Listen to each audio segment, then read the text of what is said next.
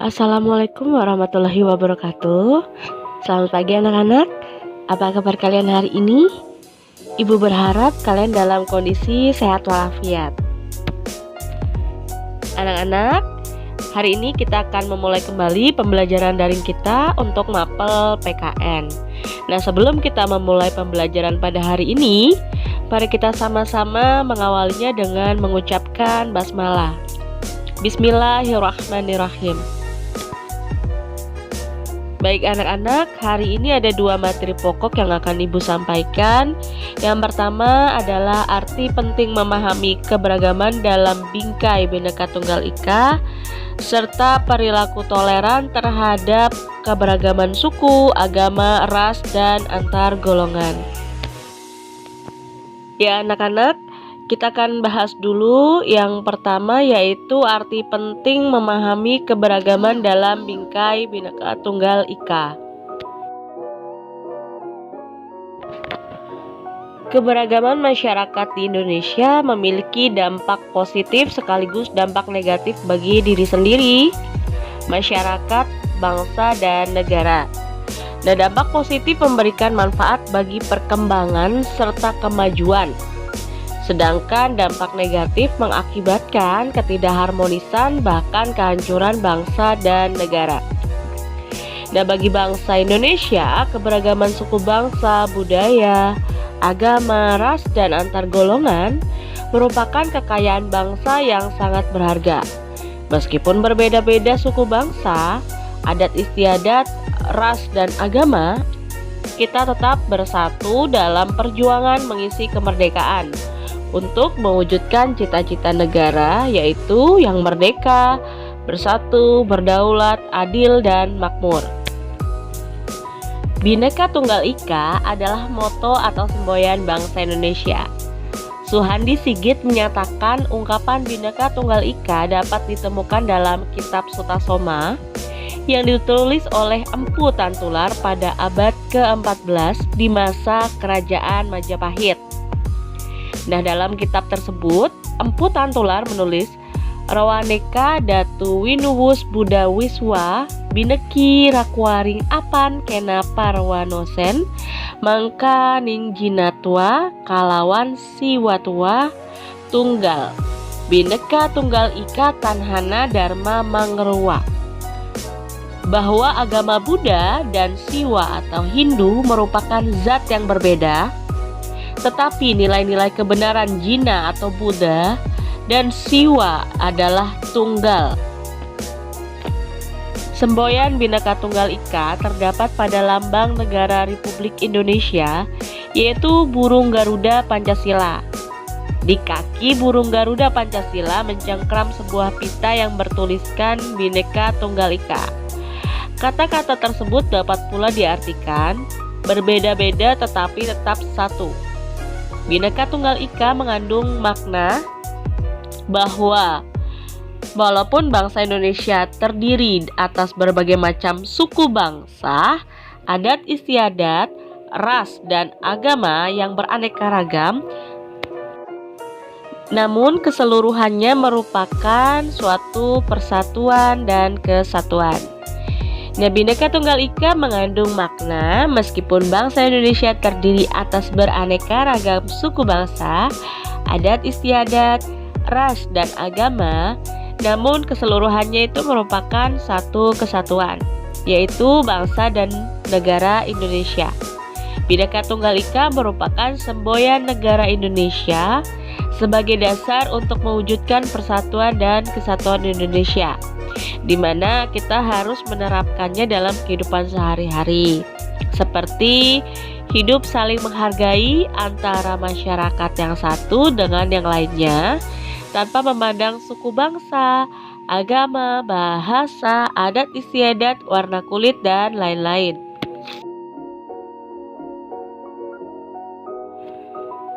Baik anak-anak, yang berikutnya kita akan membahas perilaku toleran terhadap keberagaman suku, agama, ras, dan antar golongan.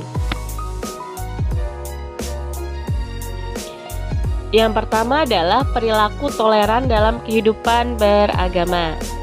Kita tahu semua orang di Indonesia tentang meyakini salah satu agama atau kepercayaan yang ada di Indonesia. Nah, pemerintah Indonesia sendiri mengakui ada 6 agama yang ada di Indonesia. Apa saja?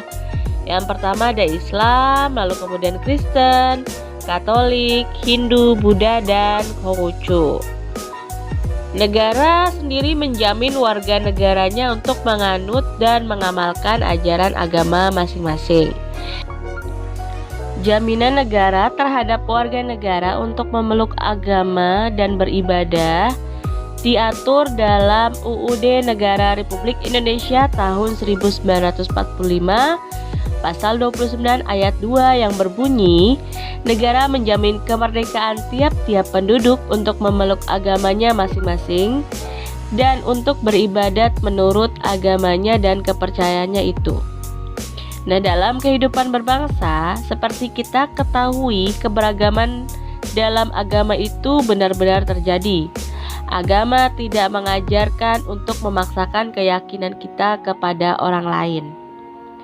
Oleh karena itu, bentuk perilaku kehidupan dalam keberagaman agama diantaranya diwujudkan dalam bentuk sebagai berikut. Yang pertama, melaksanakan ajaran agama yang dianutnya dengan baik dan benar. Lalu kemudian menghormati agama yang diyakini orang lain. Ketiga, tidak memaksakan keyakinan agama yang dianutnya kepada orang lain. Dan yang terakhir, toleran terhadap pelaksanaan ibadah yang dianut pemeluk agama lain. Perilaku baik dalam kehidupan keberagaman beragama harus kita laksanakan, tidak hanya di lingkungan keluarga, namun juga di sekolah, masyarakat, serta dalam kehidupan berbangsa dan bernegara. Selanjutnya berikutnya, yang kedua ada perilaku toleran terhadap keberagaman suku dan ras di Indonesia. Perbedaan suku dan ras antara manusia yang satu dengan manusia yang lain hendaknya tidak menjadi kendala dalam membangun persatuan dan kesatuan bangsa Indonesia maupun dalam pergaulan dunia. Kita harus menghormati harkat dan martabat manusia yang lain. Marilah kita mengembangkan semangat persaudaraan dengan sesama manusia dengan menjunjung nilai-nilai kemanusiaan. Perbedaan kita dengan orang lain tidak berarti bahwa orang lain lebih baik dari kita atau kita lebih baik dari orang lain. Baik dan buruknya penilaian orang lain kepada kita bukan karena warna kulit, rupa wajah, dan bentuk tubuh, melainkan karena baik dan buruknya dalam berperilaku. Oleh karena itu, sebaiknya kita berperilaku baik kepada semua orang tanpa memandang berbagai perbedaan tersebut.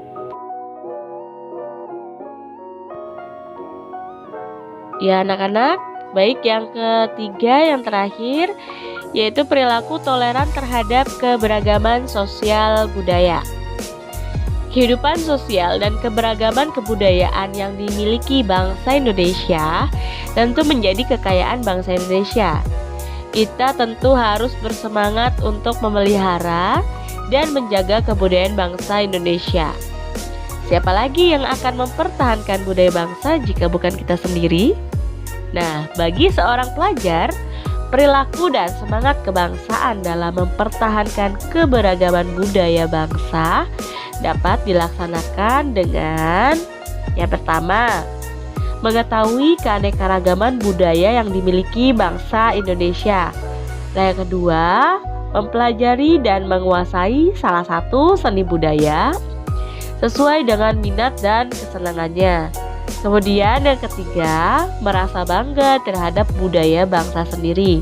Dan yang terakhir, keempat, menyaring budaya asing yang masuk ke dalam bangsa Indonesia.